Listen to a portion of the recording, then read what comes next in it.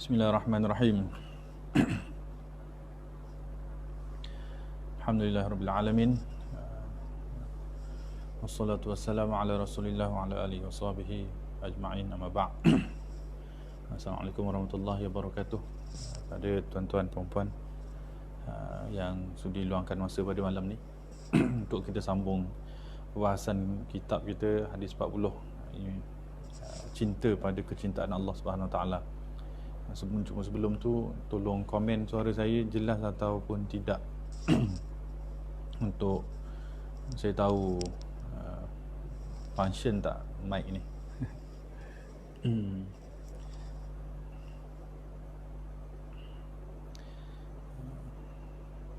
Kalau okey dia punya suara, kita boleh terus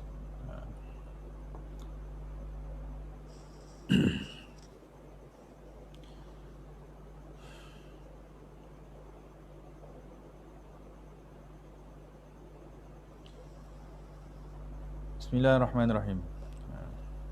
Rasanya okey ni. Saya dengar kat saya punya telefon ni okey ni. Jadi boleh mulalah insya-Allah.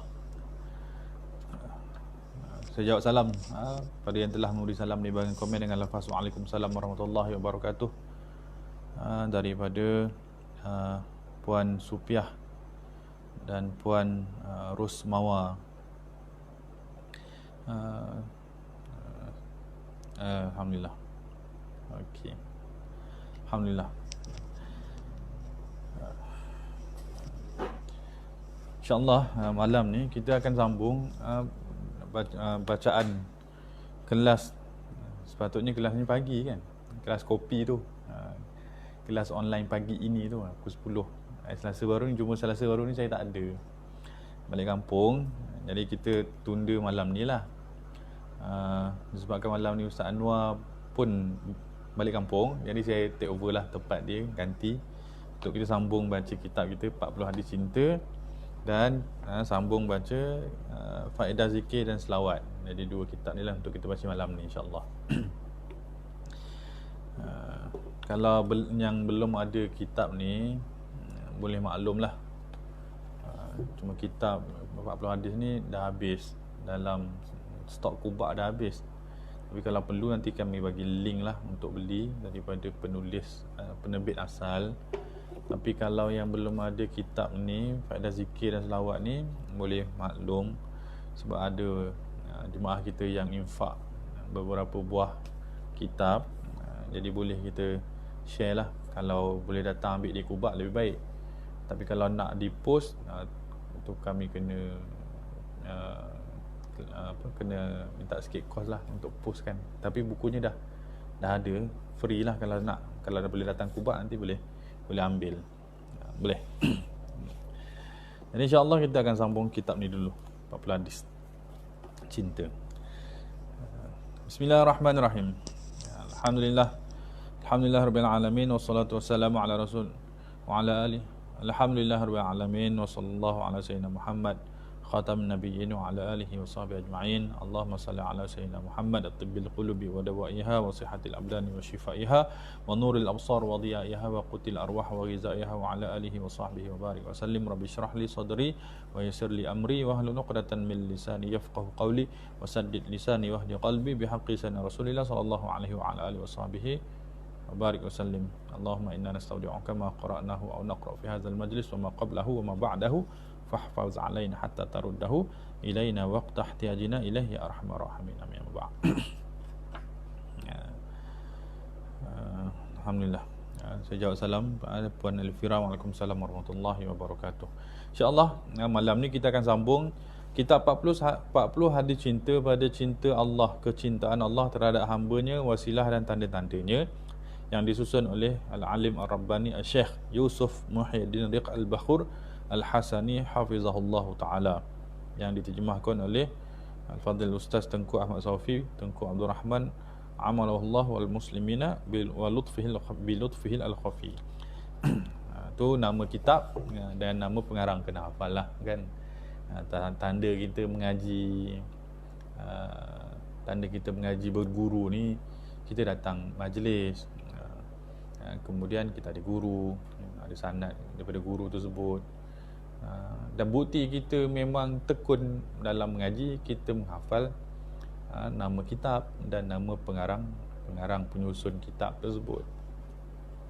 Jadi itu simat tu bahasa Arab lah. Simat tu maksudnya tanda. Apa kita panggil, kalau benchmark, tu landmark macam tu lah, mak-mak macam tu lah kan. Dia ada tanda seorang penuntut ilmu yang mengaji dengan guru bersungguh dalam mengaji tu, dia menghafal nama kitab yang dia mengaji tu, yang dia baca tu bersama gurunya tu, dan mengingat nama pengarang. Subhanallah. Jadi kita sambung kepada, sebelum ni kita berhenti hadis yang ketiga, hadis yang kedua, hadis yang ketiga, kita akan sambung hari ni hadis yang keempat. Sambung hadis yang keempat, salah pula. Kita sambung hadis yang keempat. Jadi kalau ada kitabnya, boleh buka muka surat 26. Waalaikumsalam warahmatullahi wabarakatuh. Puan Siti Hajar, Puan Nurizitah, Ustazah Zaimah. Tak apa, tak lambat pun, kita baru nak mula. Jadi kita akan sambung pada hadis yang keempat, muka surat 26. Bismillahirrahmanirrahim. Muka surat 26. Wa bi sanadin muttasilun ila sahibil muallif. Wa nafa'ana bi 'ilmi fid darani amin. Al-hadisul rabi', hadis yang keempat. Wa billahi qala an Ali radhiyallahu anhu qala Rasulullah sallallahu alaihi wa ala alihi washabihi wa baraka wasallam, ya ahlal Quran autiru fa innallaha witrun yuhibbul witra. Masya-Allah. Daripada Sayyidina Ali radhiyallahu anhu wa karamallahu wajhah, beliau berkata, baginda Rasulullah sallallahu alaihi wa ala alihi washabihi wa baraka wasallam bersabda, wahai ahli Quran, wahai ahli Al-Quran, lakukanlah witir, sesungguhnya Allah Ta'ala itu witrun maksudnya tunggal, sesungguhnya Allah Ta'ala itu tunggal, mencintai perkara-perkara yang tunggal ataupun ganjil. Dalam terjemahan ni, sesungguhnya Allah Ta'ala itu tunggal, mencintai perkara yang ganjil. Keterangan hadis ini memberi galakan kepada setiap orang beriman secara umumnya dan kepada penghafaz Al-Quran khususnya agar melakukan witir yang merupakan satu ibadah yang tidak pernah baginda Nabi SAW tinggalkan.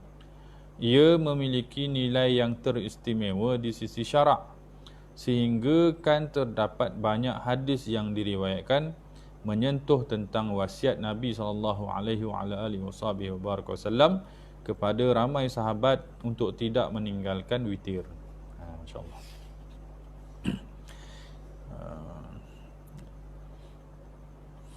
Jadi kitab kita ni, kalau nak diulang kaji sedikit, adalah mengenai tentang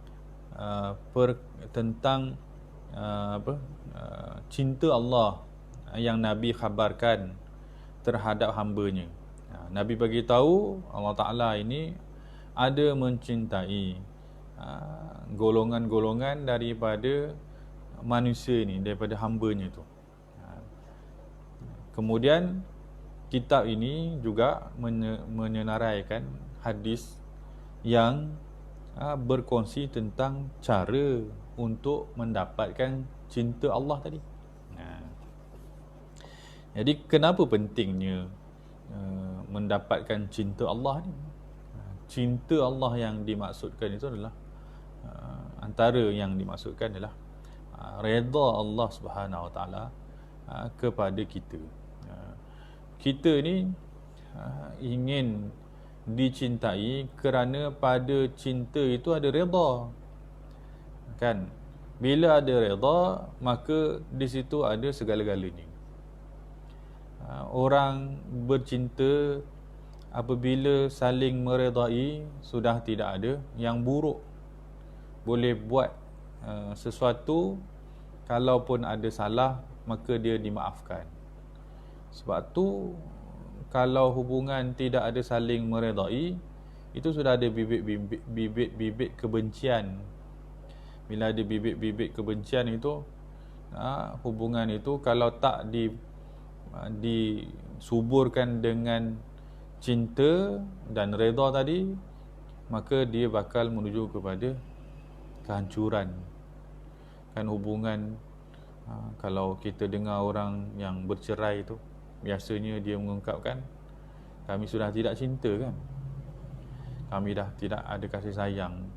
Sebenarnya ungkapan sebenarnya kami sudah tidak saling meredai, kami sudah tidak saling redha meredhakan, kami sudah tidak saling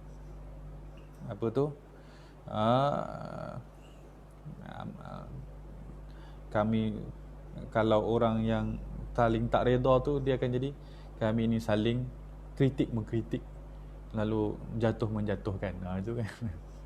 Jadi lalu kalau orang bercerai tu kan, sebelum dia nak lafaz cerai tu, dia sebut yang buruk-buruk kan, terungkap habis yang buruk-buruk tu, sebab sudah tidak meredai.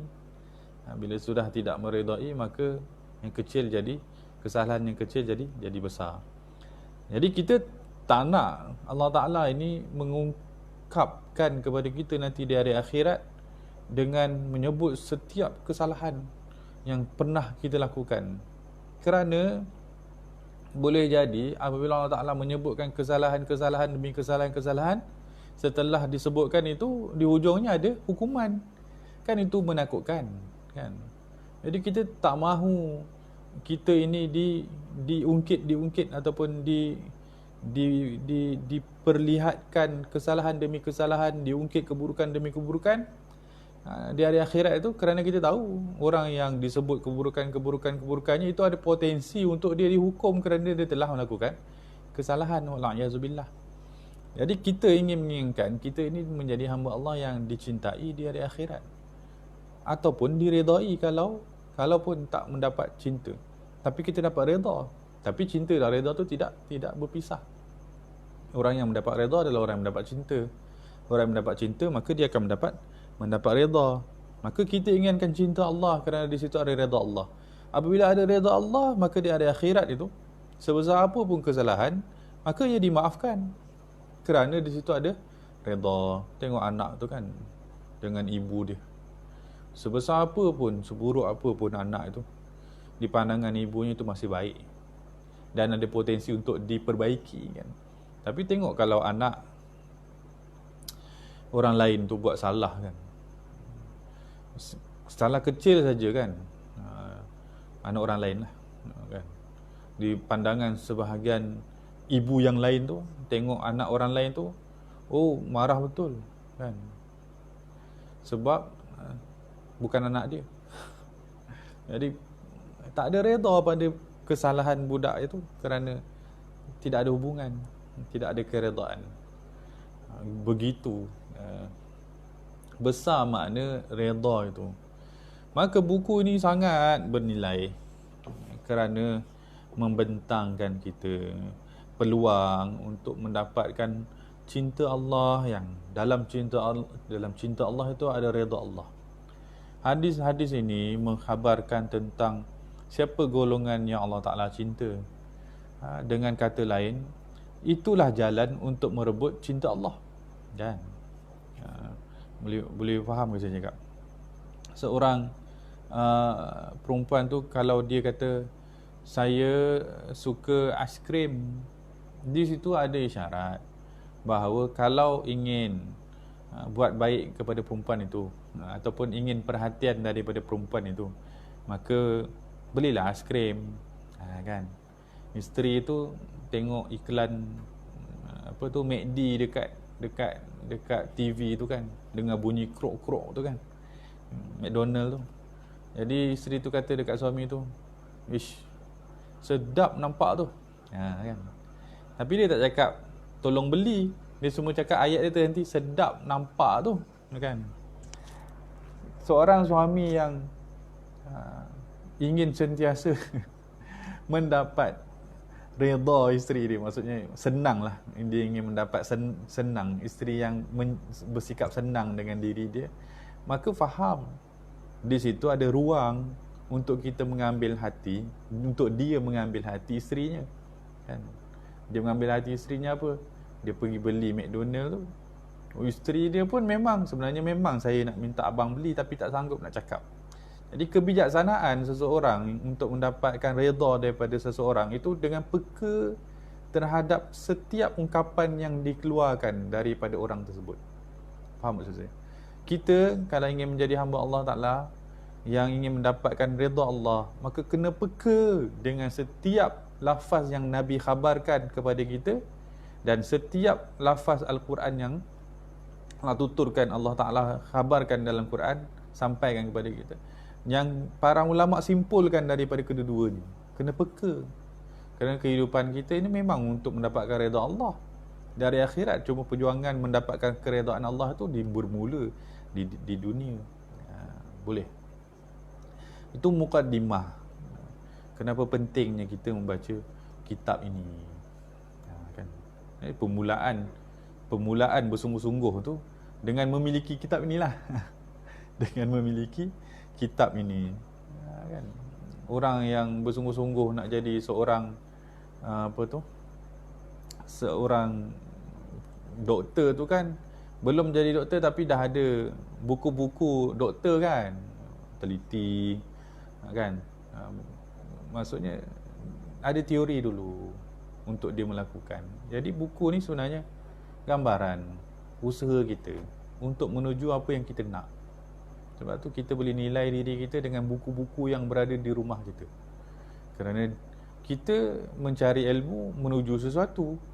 Kalau di rumah kita tu banyak buku yang bertemakan satu perkara, maka sebenarnya itulah kita. Ilmu itu ada dalam diri kita kerana kita mencarinya. Orang yang minat memasak tu, mungkin buku masakan tu lebih banyak daripada buku-buku yang lain kan. Tapi gambaran yang samalah, orang yang ingin mendapatkan redha Allah, maka buku-buku yang mengajar dia mendapatkan redha Allah itu banyaklah dia simpan di rumah ataupun dia kumpulkan di rumah. Tapi agama kita ni bukan tentang pengetahuan semata-mata. Agama kita ni tentang mengamalkan apa yang kita tahu. Ketika mana hadis ini saya nak Rasulullah SAW sebutkan, ya ahlal Quran, wahai ahli Quran. Siapa ahli Quran? Bila dia sebut ahli, maksudnya dia dah dinisbahkan kepada perkara tersebut.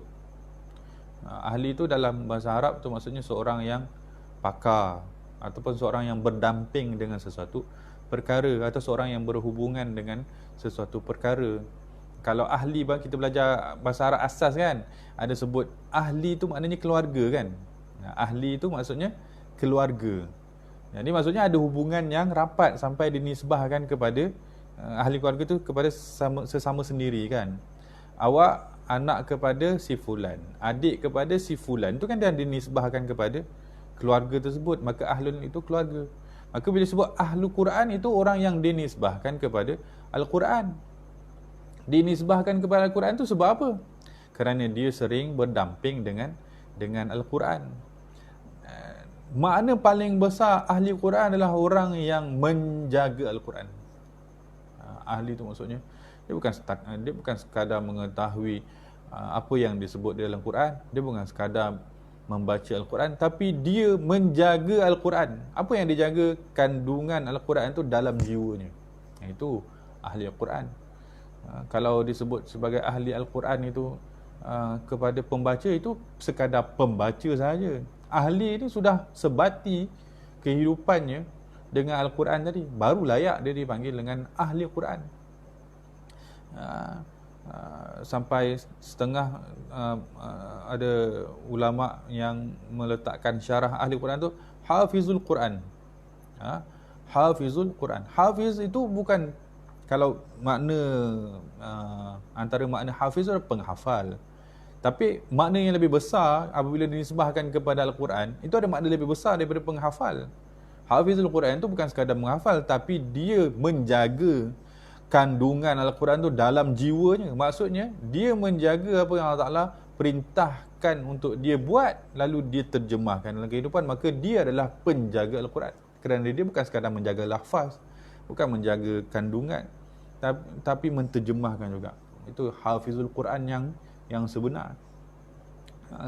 Sampai ulama menyebutkan seorang anak yang hafiz Quran, anak yang menjaga Quran, dia hafal, dia amal, diterapkan dalam kehidupan, maka anak ini nanti di hari akhirat akan dia ahli syurga lah.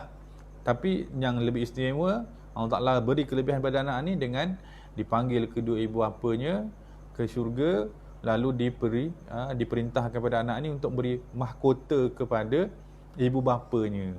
Jadi sebab anak ni hafizul Quran, orang yang menjaga Al-Quran, jiwanya, zahirnya, kandungannya, lafaznya, sebutannya, segala-galanya lah berkaitan Quran, dia jaga, maka Allah Ta'ala muliakan dia dengan dimuliakan keluarga dia. Maksudnya, sebab tu kita nak anak kita tu jadi orang yang hafal Quran, tapi bukan hafal mulut semata-mata, hafal jiwa juga, menjaga pada lisan hafalan sebutan tersebut dan menjaga pada batin pengamalan Quran tersebut. Maka anak ini akan jadi syafaat kepada kedua ibu bapa. Kita ingin anak kita begitu. Tapi sebelum kita ingin anak kita begitu, kita dulu yang mengusahakan kepada jalan itu. Sehingga nanti kita dinisbahkan dengan gelaran yang layak, ya ahlul Quran itu. Tapi ada juga ulama yang meletakkan syarah kepada hadis ini. Ahlul Quran itu maksud siapa sahaja yang mengambil bahagian daripada Al-Quran. Dia mungkin seorang pembaca Al-Quran, dia cuba mengamalkan kandungan Quran tapi tak mampu buat semua, tapi dia penghafal Quran, ataupun dia pembaca Quran yang tekun, sentiasa baca Quran. Ada masa je baca Quran, ada masa baca Quran. Dia pun layak juga, sebagian ulama menyebutkan layak juga untuk dinisbahkan sebagai ahli Quran. Tapi kalau dia ingin menghayati makna ahli Quran itu, maka dia kena menghayati kandungan Quran itu. Kalau dia nak kalau dia nak hayati gelaran ahli Quran, kalau disebutlah saya ni ahli Quran, kalau dia sebut, maka menjadi kewajipan bagi diri dia menyebut dengan jiwanya, layak tak saya untuk cakap diri saya ni ahli Quran. Kalau dinisbahkan diri dia dengan lafaz tersebut, maka dia kena terjemahkan dengan batin dia. Faham tak saya cakap? Itu ahli Quran. Ahli Quran ni besar nilai kedudukan dia. Ahli Quran ni orang yang menghafal kalam Allah. Apa maksud orang yang menghafal apa yang Allah Ta'ala nak kita dengar. Maksudnya dia, orang yang menghafal Quran ini, orang yang hidup hatinya Al-Quran ini adalah orang yang sentiasa mengingati Allah. Sebab Al-Quran itulah tentang apa yang Allah Ta'ala mahu. Jadi orang yang sentiasa Al-Quran hidup di hatinya, hidup di lisannya dan hidup di hatinya, maka dia adalah orang yang paling dekat jiwanya dengan Allah. Sentiasa kalau bahasa orang bercinta tu, terngiang-ngiang ungkapan-ungkapan, dialog-dialog waktu berdating dulu tu. Ya, tu kan. Dia duduk diam-diam, terngiang-ngiang, bermain-main di telinga dia lafaz ungkapan pasangan dia tu waktu dia berdating tu. Saya suka ini, saya suka ini. Ahli Quran itu sehingga begitu keadaannya. Bila dia duduk je disebutkan nama Allah, maka berdegup jantung dia. Allah. Ya. Kerana dia sudah pun sebati dengan apa yang Allah Ta'ala mahu. Hatinya sentiasa ingat kepada Allah. Kita sebagai orang yang terutamanya jemaah Quba Center lah kan, secara khusus, kita bukan sekadar berimpian untuk pandai menyebutkan lafaz Al-Quran itu, kerana di situ ada perintah yang lebih besar, iaitu menghayati apa yang kita sebut. Kan kita ada baca doa khatam Quran. Doa tu sebut, jadikanlah Quran ini hujah yang membela kami, ya Allah. Dan jangan jadikan Quran itu hujah ke atas kami yang mendakwa kami di hari akhirat. Ungkapan tu kan cerita tentang Quran ni boleh jadi pembela kepada orang yang mencintainya, orang yang mengamalkannya. Tapi Quran juga boleh jadi saksi buruk, jadi pendakwa kepada orang yang membacanya tapi tak ingin mengamalkannya. Kita tak nak jadi golongan yang kedua. Maka kita kena sentiasa berniat. Setiap kali kita membaca Al-Quran, tujuannya adalah untuk mengamalkan apa yang kita baca. Kalau tak, kita sekadar merebut bacaan yang sedap saja. Kemudian apa nak jadi dengan bacaan tersebut, kita tak kisahlah. Sebab bacaan kita dah sedap dah. Apa yang kita baca tu kita tak nak amal pun kita tak kisah, sebab bacaan itu bukan ahli Quran. Itu orang yang kejar mungkin kejar pujian lah kan. Kenapa dia nak bacaan sedap kalau dia tak nak buat apa Allah Ta'ala nak? Sedangkan Allah Ta'ala perintahkan dia untuk dia buat apa yang dia baca. Itu selayaknya menjadi keinsafan bagi kita. Sebab tu ulama sentiasa ingatkan kita, pasak niat mulia waktu kita buka, sentuh saja Al-Quran dengan penghayatan. Ini adalah kalam perintah kasih sayang, jalan untuk kita dekat kepada Allah. Para sahabat tu waktu memegang Al-Quran itu nangis, lalu diungkapkan, haza kalamu rabbi, ini kalam Tuhanku. Nangis. Maksudnya sungguh Allah Ta'ala itu dekat dengan hamba dia, kerana adanya Al-Quran itu. Tapi jiwa yang buta takkan mampu menghayati kewujudan, kehadiran Allah dalam kehidupan, kerana sibuk memikir tentang lancar tak, secantik tak sebutan saya itu. Ya, memang itu tuntutan waktu kita mengaji Al-Quran. Tapi ada tuntutan yang lebih besar, iaitu menyemarakkan jiwa kita dengan makna Al-Quran setelah lancar lisan kita menyebutnya. Kan? Subhanallah. Baru ayat kita nisbah kepada Al-Quran. Okey. Kemudian, ya ahli Al-Quran, apa yang diperintahkan? Autiru. Kan? Wahai ahli Al-Quran, lakukan witir.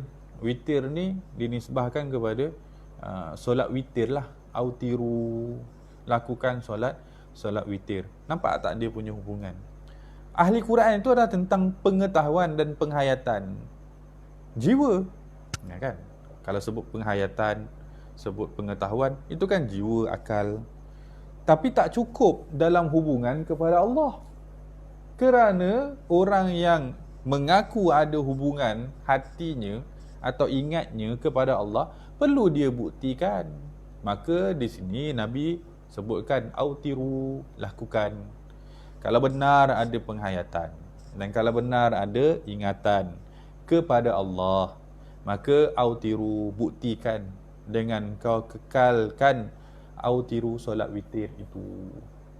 Maksudnya orang ini, kita tak cerita tentang orangnya, kita tak cerita tentang orang lain. Orang-orang di luar itu dia punya bahagian. Kita tengah cerita diri kita. Hatta saya pun tak akan sibuk lah dengan tuan-tuan. Bila saya bercakap ni sebenarnya peringatan untuk diri saya lah paling utama, sebab saya yang bercakap. Cuma setiap kali kita menyebut tentang perintah Allah, kita sebut tentang diri kita. Kita nak tengok perintah Allah itu ada tak pada diri kita, ataupun apa yang Nabi buat dan Nabi suruh kita buat, ada tak kita buat. Kita tak nak jadi orang yang melihat perintah-perintah adab ataupun perintah-perintah ibadah itu, ketika dia membacanya, orang itu membacanya, maka dia lihat pada orang lain. Oh, ini sahabat saya tak buat. Oh, ini kawan saya tak buat ni. Oh, ini orang tu tak buat. Kita tak nak jadi orang tu. Kita nak jadi orang yang ketika membaca satu-satu perintah Allah ataupun satu-satu perkara yang Allah Ta'ala suka atau Nabi buat, Nabi perintahkan, Nabi suruh kita buat, kita tengok, ada tak? Oh, ni saya tak buat lagi. Oh, ni saya dah buat. Ni saya tak buat lagi. Kita nak jadi orang begitu. Kita nak jadi orang yang mengambil berat hubungan kita kepada Allah, bukan hubungan orang lain kepada Allah. Kerana mereka ada bahagian masing-masing yang kita tak tahu, yang dia buat kita tak nampak. Jadi kita tak nak ambil tahu tentang mereka. Kita ni, penilaian diri kita ni di tahap berapa, tahap mana, di peringkat apa, di tingkat mana. Kita nak dinilai diri kita. Maka dalam hadis ini menceritakan tentang wahai orang yang dimuliakan dengan Quran, bacaannya, penghayatannya, pengetahuannya, autiru, lakukan solat witir. Maksudnya buktikan juga pengetahuan yang kamu ada, penghayatan yang kamu rasa dengan melakukan ketaatan kepada Allah. Autiru tu ibadah lah. Ibadah solat witir. Kenapa witir? Di sini Nabi ada bagi penekanan. Sesungguhnya Allah Ta'ala itu witir, tunggal, mencintai perkara yang ganjil. Allah Ta'ala suka perkara-perkara yang tunggal juga, perkara-perkara yang ganjil lah, bilangan ganjil. Allah Ta'ala tu tunggal, kan bilangannya ganjil tu kan, esa satu, kan bilangannya ganjil. Dan Allah Ta'ala suka juga dengan perkara yang ganjil. Solat witir tu antara perkara yang ganjil. Jadi sebenarnya di situ ada perintah supaya melakukan. Apa yang kita nak buat untuk menzahirkan cinta kita kepada Allah? Maka di sini ruangannya adalah dengan melakukan solat witir. Bila Allah Ta'ala, Nabi sebut Allah Ta'ala suka solat witir, maka itu sebenarnya jalan untuk kita ambil, untuk kita buat, untuk kita rebut. Kerana di situ ada cinta Allah. Sebab tu kita kagum dengan orang yang boleh istiqamah dengan solat witir. Kerana sebenarnya dia sudah pun berada dalam lingkungan, golongan yang Allah Ta'ala cinta. Kita cemburu dengan orang-orang yang begitu. Boleh istiqamah solat witir. Sebut senang kan solat witir ni. Alah, 1 rakaat pun boleh kan. Setengah pendapat kata 1 rakaat pun boleh. Paling yang baiknya 3 rakaat kan, ataupun lebih. Bilangannya tu tak banyak kan, 3. Bila sebut 4 mungkin berat, tapi sebut 3. Ataupun orang yang baru nak mula biasa boleh buat 1, kan bilangannya kecil, tapi nak buatnya susah. Kadang-kadang 1 rakaat pun berat. Jadi kita kagum dengan orang yang mampu istiqamah, bukan buat saja, bahkan istiqamah dalam solat witir. Kerana dia telah pun berada dalam golongan yang Allah Ta'ala masukkan dia dalam kebaikan, mendapat bahagian daripada cinta Allah. Tapi kecemburuan tu tak bolehlah kita sekadar cemburu saja, kita kena usahakan juga. Di mana sahaja ada ruang untuk kita dapat cinta Allah, maka kita tak patut abaikan. Kawan saya pergi kursus nak jadi kaya kan, kursus bisnes lah. Jadi masuk kursus bisnes tu, kelas pertama, slot pertama tu dia bagi tahu kita kena ada mentaliti semua yang ada di luar, di dunia sekeliling kita ni adalah peluang untuk buat duit. Dia ajar mentaliti tu. Orang nak jadi kaya mesti nak banyak duit.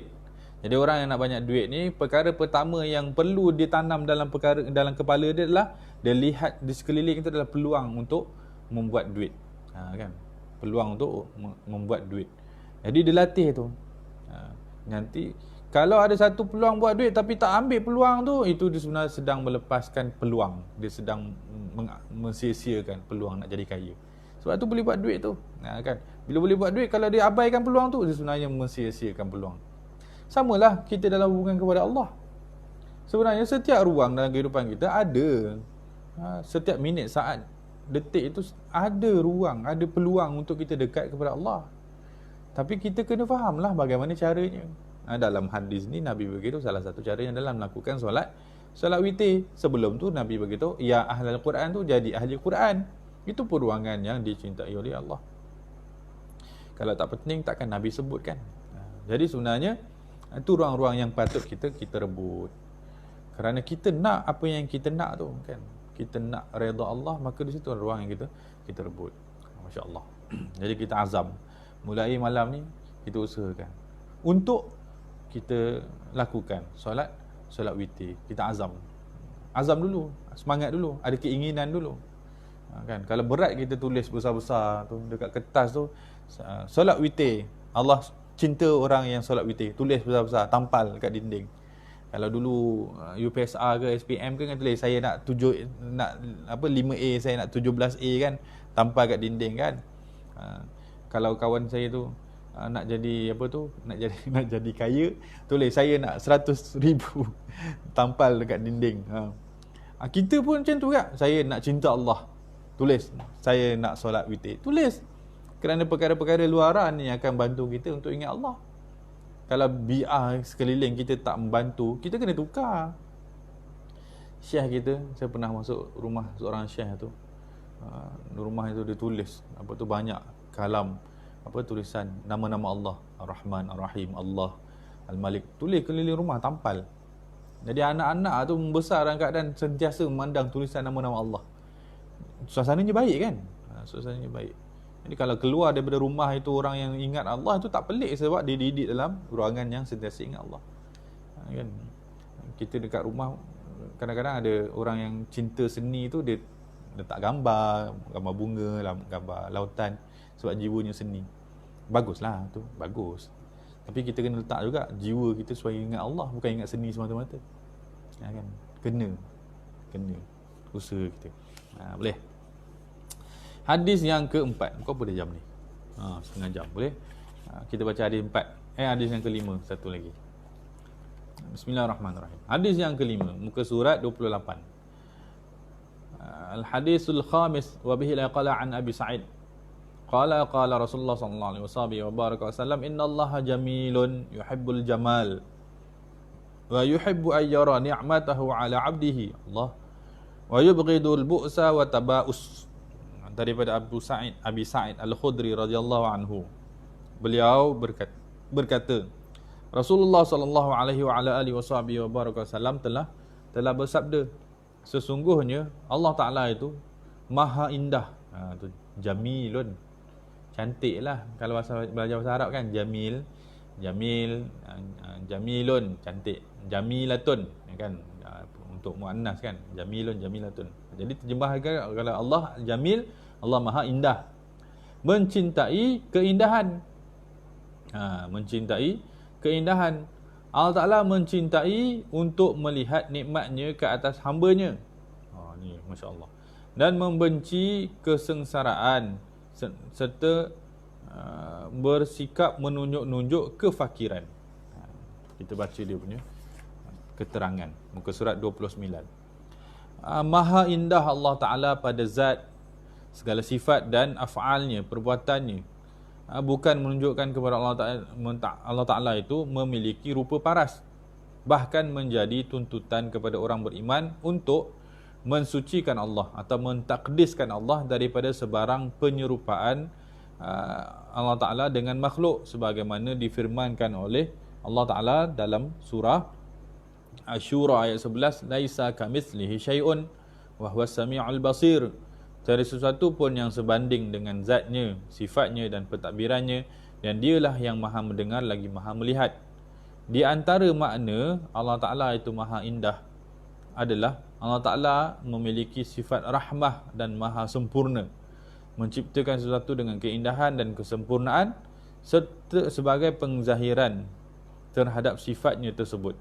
Dengan demikian itu, sayugia bagi seorang Muslim itu untuk memperindahkan dirinya melalui pakaian, pertuturan, perbuatan, bahkan terutamanya akhlak, dan memperlakukan kepada selainnya dengan keelokan akhlak.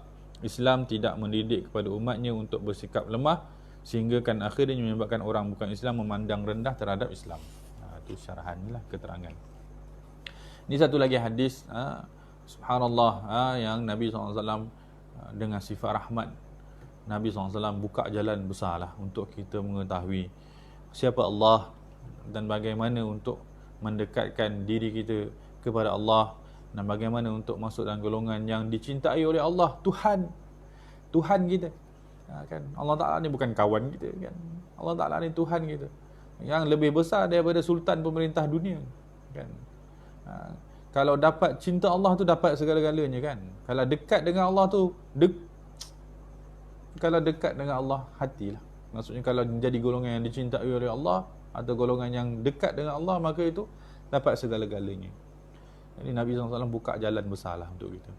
Kita kena sentiasa mengingati Nabi SAW kerana jasa Nabi yang beritahu perkara ini. Dan dengan mengingati Nabi juga membantu kita untuk mencontohi apa yang Nabi tuturkan ni. Sebab Nabi bagi tahu sekali dengan praktikalnya kan. Jadi apa yang Nabi bagi tahu dalam hadis ni? Nabi bagi tahu innallaha jamil. Sesungguhnya Allah Ta'ala tu Maha Indah. Indah di sini yang dibagi tahu macam dalam keterangan, Allah Ta'ala tu indah.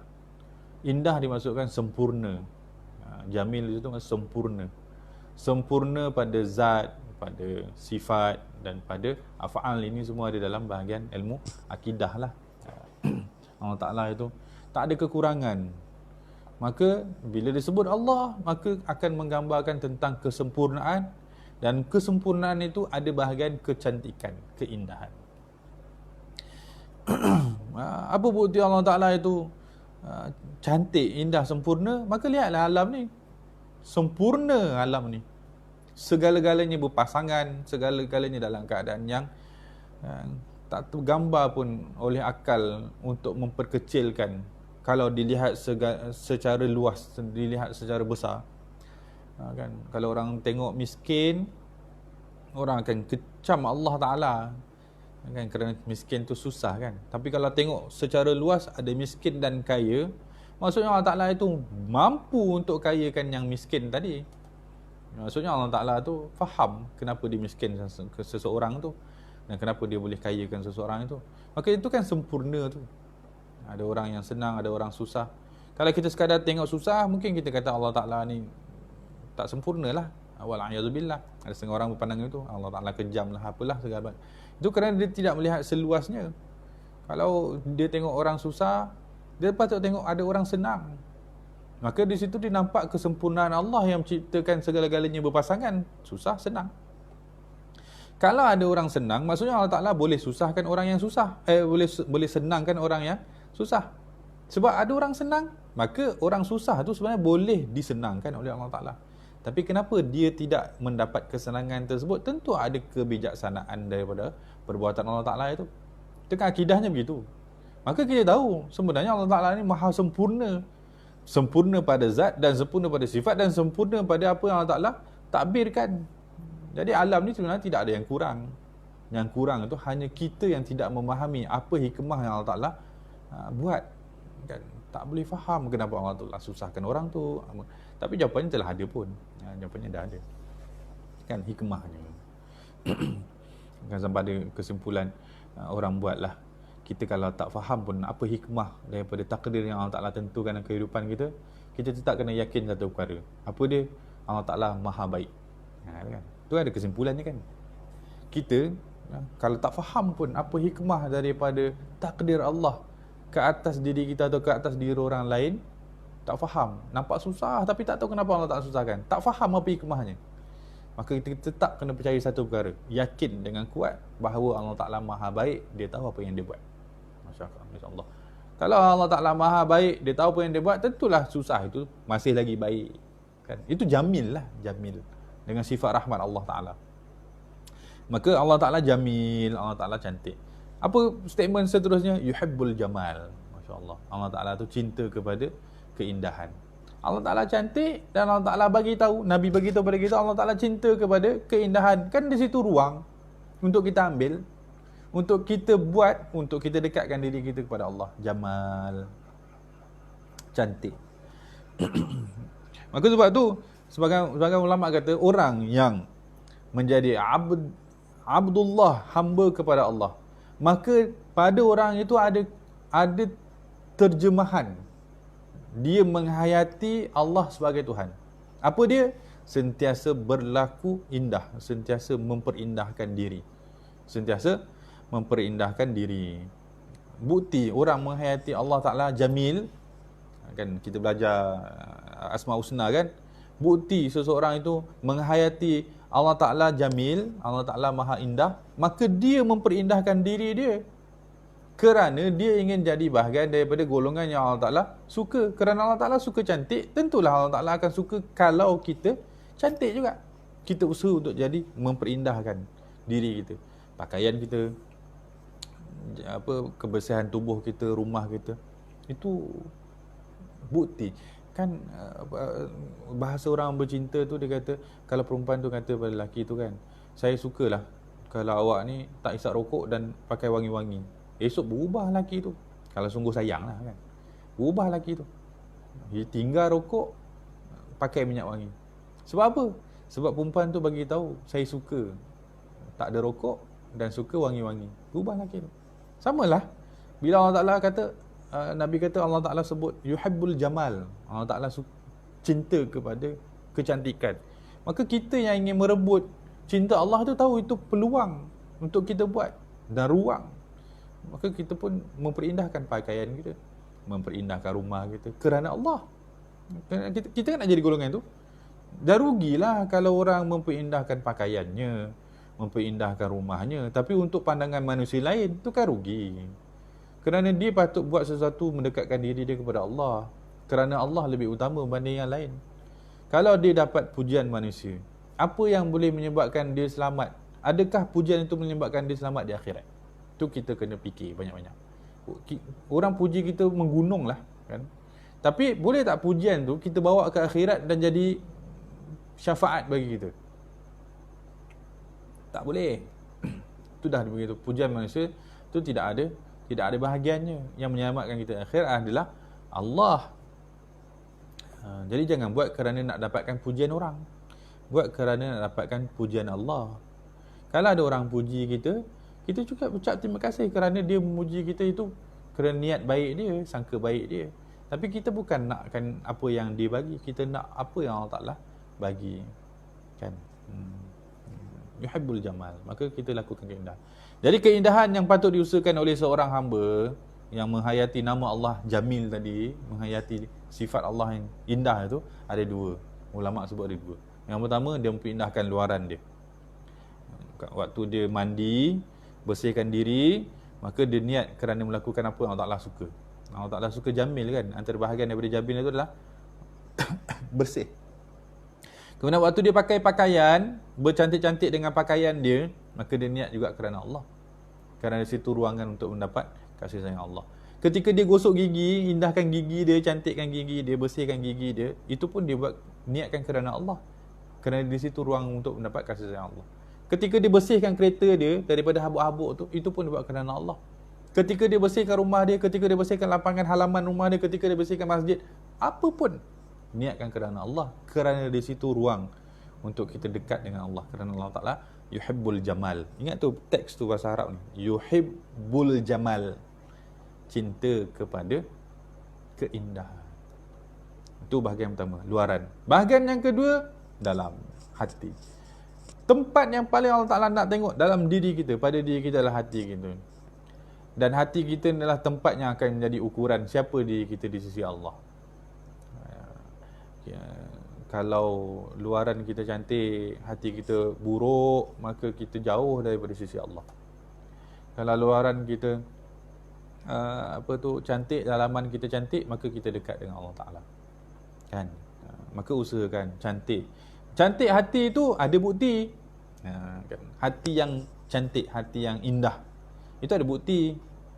Buktinya apa? Buktinya akhlak, perbuatan yang baik. Perbuatan yang baik ini terjemahan daripada hati yang baik. Hati yang baik ini adalah jalan untuk mendapat rahmat, melakukan apa yang Allah Ta'ala nak. Tengok Nabi SAW mempercontohkan dalam kehidupan Nabi sampai akhir wafat Nabi SAW itu apa? Akhlak semua.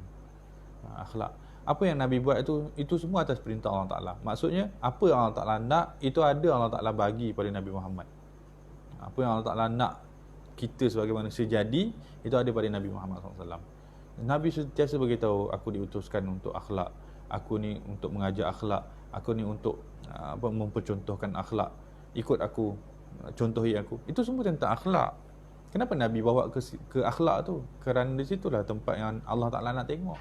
Allah Ta'ala kata, aku nak tengok hati kamu. Aku tak kisah bagaimana luaran kamu, hitam ke, putih ke, pink ke, apa ke, tak kisah. Tapi yang pentingnya aku nak tengok bagaimana hati kamu. Maka hati itulah tempat yang patut kita jamalkan terlebih dahulu sebenarnya, usaha kita. Tapi ulama kata beriringan lah, luaran cantik, dalaman pun cantik. Yuhibbul jamal. Boleh. Bolehlah tangguh situ, nanti minggu depan kita sambung syarah yang teks yang baki tu. Nanti tak sempat nak baca kitab nombor 2. Boleh okay. Ingatlah tu malam ni tidur, Allah jamil, apa? Innallaha jamilun yuhibbul jamal. Ingat tu. Sebelum tidur tu, innallaha jamil yuhibbul jamal. Sebelum tidur lah, kan? Ulang. Dapat satu hadis tu, kan? Buat solat witir juga. Baik, kita sambung kitab kecil kita ni. Faedah zikir dan selawat yang saya ambil daripada Habib Sa'ad rahimahullah ta'ala. Kita sambung pada muka surat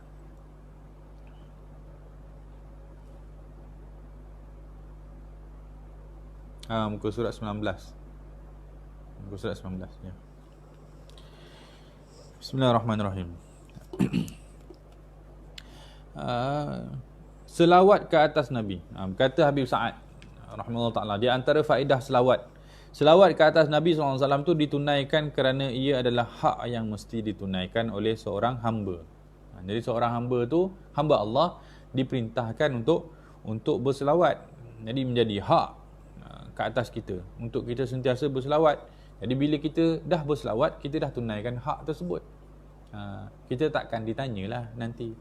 Orang yang dihukum di hari akhirat itu, antara sebabnya lah kerana dia tidak melunaskan hak, dia tidak bertanggungjawab, dia tidak melaksanakan hak, kan? Seorang suami tu patut hak dia, hak seorang isteri tu untuk dibagi nafkah. Suami tu tak bagi nafkah, suami tu boleh dipertanggungjawabkan. Dunia sajalah dipertanggungjawabkan, akhirat lebih lagi lah, nanti Allah Ta'ala hukum pula, kan? Jadi hak kita sebagai seorang hamba adalah selawat kepada Nabi SAW. Kemudian selawat itu juga menjadi satu tanda syukur kepada Allah. Syukur atas nikmat yang dia kurniakan, yang mesti dipenuhi setiap satunya. Jadi ulama sebut antara lafaz selawat kita, antara lafaz syukur kita selain daripada lafaz Alhamdulillah adalah lafaz selawat. Bahkan ulama kalau dikira secara umum, antara bentuk kita bersyukur kepada Allah Ta'ala adalah dengan beribadah. Kan? Jadi beribadah keseluruhan tu niatkan syukur. Orang yang kurang bersyukur itu akan sibuk dengan orang lain yang tak bersyukur. Orang kalau dia ada mentaliti seorang yang bersyukur, dia kan, seorang yang bersyukur ni ada mentaliti dia. Dia ada mentaliti seorang yang bersyukur, dia akan jadikan setiap ruang perbuatan itu sebagai ibadah kepada Allah, sebagai tanda syukur dia. Semua ibadah yang dilakukan dalam kehidupan itu diniatkan sebagai tanda syukur kepada Allah. Allah Ta'ala bagi kita jasad, tanda kita bersyukur dengan jasad ni dalam kita melakukan ibadah. Allah Ta'ala bagi kita telinga, tanda kita bersyukur dengan telinga dan kita dengar Quran. Jadi orang yang ada mentaliti bersyukur ni, dia akan sibukkan setiap perbuatan dia, tindakan dia tu dengan ibadah, yang mana ibadah tu sebagai tanda syukur kepada Allah Ta'ala. Di antara tanda orang tu kurang bersyukur, dia bukan tak bersyukur, tapi dia kurang bersyukur, adalah dia sempat menilai orang lain yang tak bersyukur. Kan, faham maksud saya? Kan?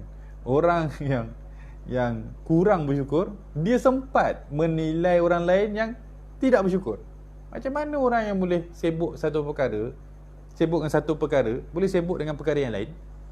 Kalau dia boleh sibuk dengan satu perkara yang lain, maksudnya dia tak sibuk dengan perkara ni, kan? Faham cakap? Orang yang sibuk dengan satu perkara, dia takkan sempat sibuk dengan perkara lain. Itu kan kaedahnya, kan? Orang yang sibuk dengan satu perkara, dia takkan sibuk dengan perkara lain. Kalau dia sempat sibuk dengan satu perkara yang lain, maksudnya dia tak sibuk sangat. Dia tak sibuk sangat dengan. Jadi orang kalau sibuk dengan bersyukur, dia tak sempat nak pandang orang lain yang tak bersyukur. Tak sempat. Dia tak kisahlah orang lain tu bagaimana keadaan mereka, tapi dia cuba menzahirkan kehidupannya itu ibadah kepada Allah Ta'ala, syukur kepada Allah Ta'ala. Tapi kalau sempat dia melihat ada orang lain cuai perintah Allah, maksud dia sendiri ada bahagian yang dia cuaikan kepada Allah. Boleh faham ke saya cakap tu? Jadi kita perlu jadikan kehidupan kita tu dengan penuh dengan ibadah. Antara ibadah syukur yang perlu kita buat adalah selawat, sebagaimana yang disebutkan di sini. Selawat itu sebagai tanda syukur kepada Allah Ta'ala atas nikmat yang Allah Ta'ala kurniakan setiap satu. Sedangkan dari ilmunya, kemampuannya dan keinginannya terbatas untuk melakukan sedemikian. Oleh itu atas sifat pemurah Allah Ta'ala, maka dia tetap meredha hambanya dengan jalan singkat dalam menzahirkan syukur dan menunaikan hak sebagai hamba, hanya sekadar melakukan selawat ke atas Nabi SAW. Jadi bila kita selawat ni, terbayarlah nikmat-nikmat yang Allah Ta'ala kurniakan kepada kita tu yang banyak tu. Sepatutnya dapat satu nikmat, kita kena syukur. Dapat satu nikmat, kita kena syukur. Nikmat jari, kemudian dalam nikmat jari tu ada nikmat kuku, ada nikmat darah, daging. Ini semua kena syukur ni, setiap satu ni.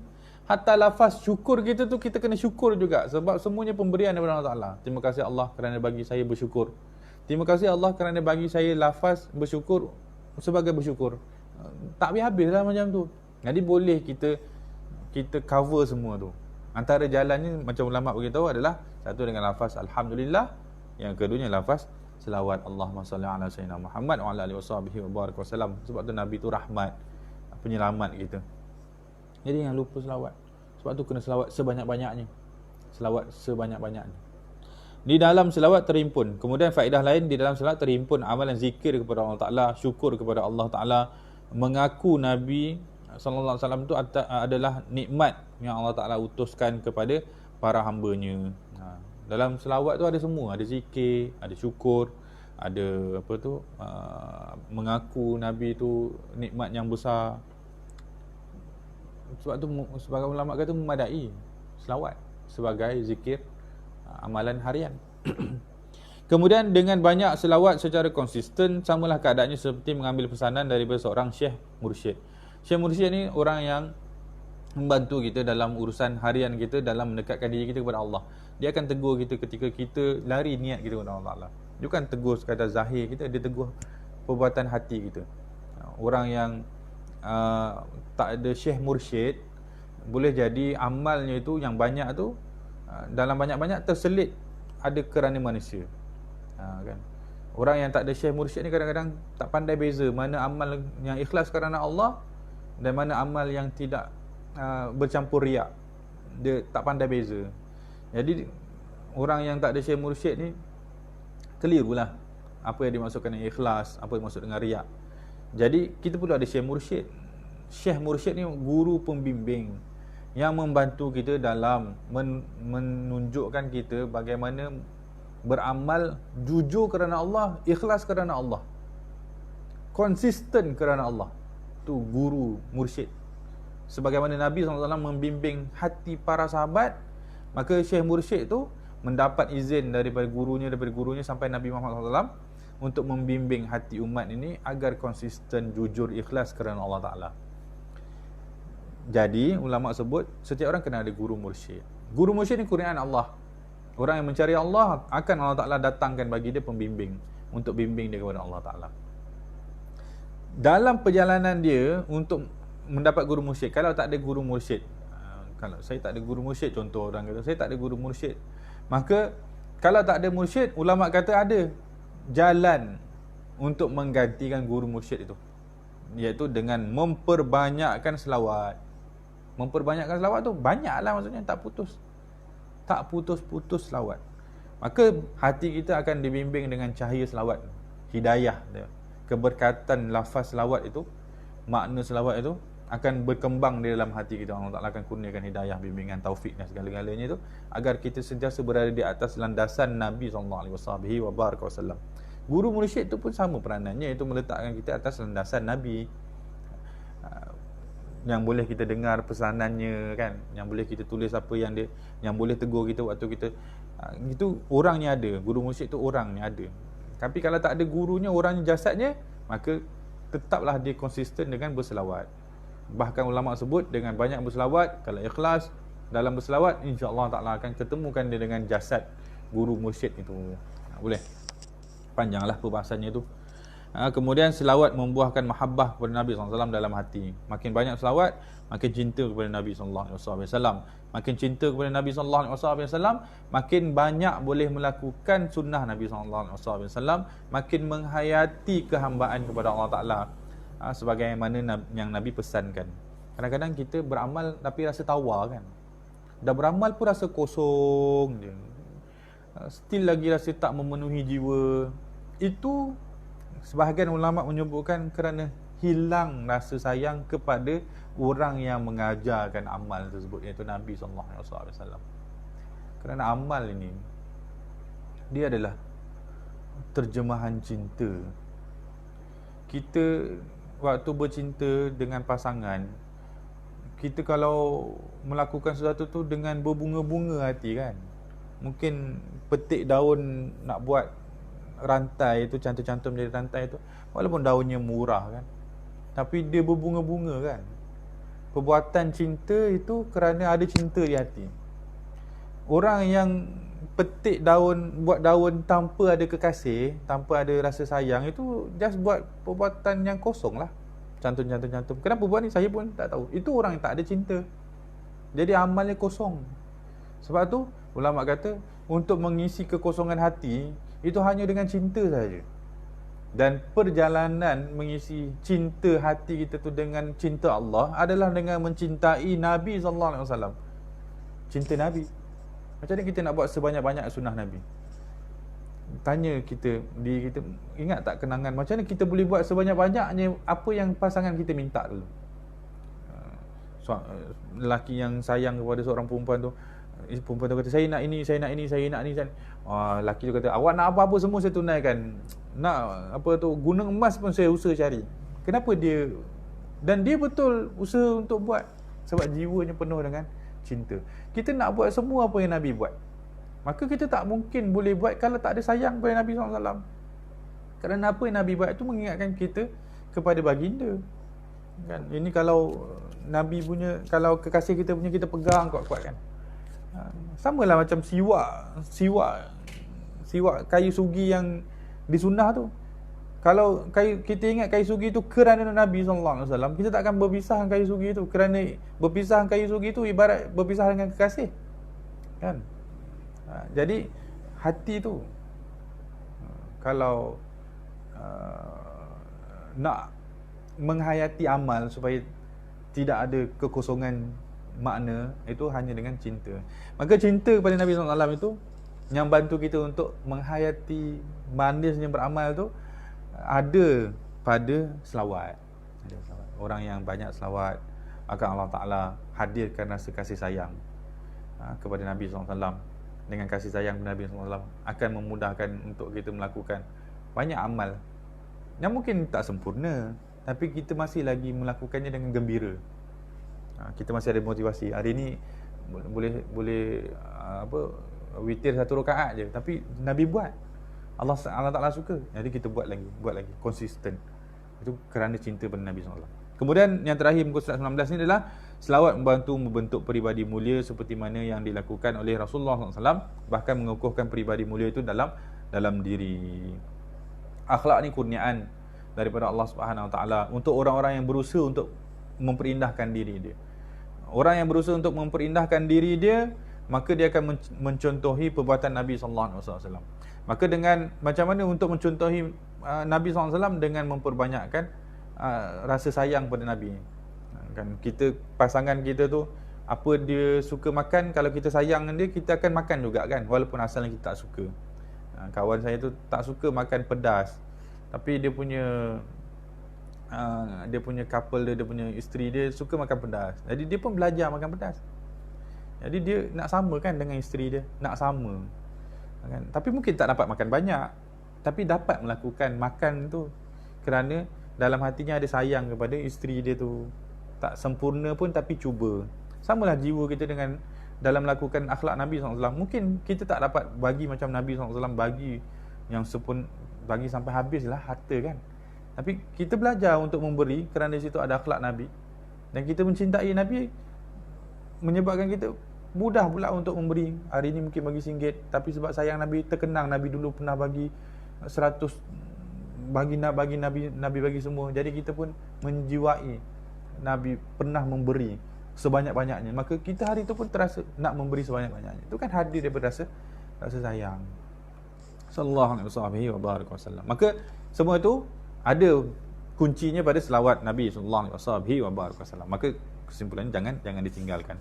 Ada lagi 2 muka surat, muka surat 20 dengan 21 ni tentang kelebihan selawat. InsyaAllah kita akan sambung minggu depan. InsyaAllah. Wallahu alam. Sekadar itu untuk malam ini. Saya jawab salam pada semua yang telah memberi salam di bahagian komen dengan lafaz Waalaikumsalam warahmatullahi wabarakatuh. Tak sempat nak jawab tadi. Puan Siti Mahwa, Puan Sofiah Chong, insya-Allah. Semoga Allah Taala memberkati tuan-tuan puan-puan semua yang sudi meluangkan masa pada malam ni untuk kita ulang kaji apa yang kita dah tahu. Cuma ulang kaji saja untuk menambahkan ingat dan menambahkan motivasi lah untuk melakukan apa yang digalakkan dan apa yang menguntungkan kita nanti di akhirat, insya-Allah.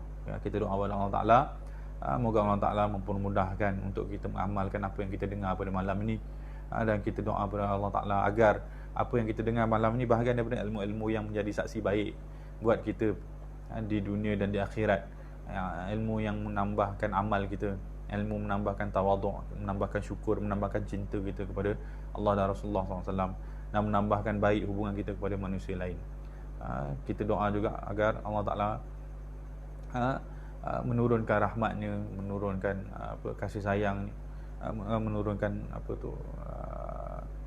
rahmatnya lah buat kita ketika ini, agar segala kesusahan yang kita tempuh kalau ada, agar dimudahkan segala-galanya. Kita doa moga wabak COVID ni cepat-cepat hilang lah kan.